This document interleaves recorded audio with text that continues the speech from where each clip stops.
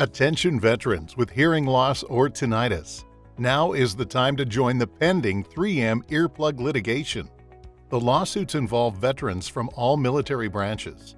The allegations remain the same. 3M Corporation failed to warn users that the earplugs they were issued were defective and provided far less hearing protection than promised. There are currently over 200,000 product liability lawsuits filed in United States District Court in Florida. A number of lawsuits have progressed to trial, and the verdicts have been substantial. For the first 9 trials, the average verdict is over $3 million per plaintiff. Your failure to get a case on file may jeopardize your rights to receive any compensation for your injuries. More cases are set for trial in 2022.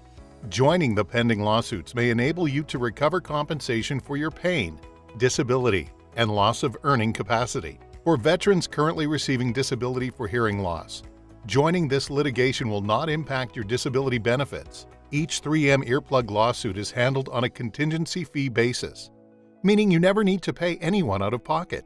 It's important to remember that your case is controlled by a statute of limitations in the jurisdiction where you live.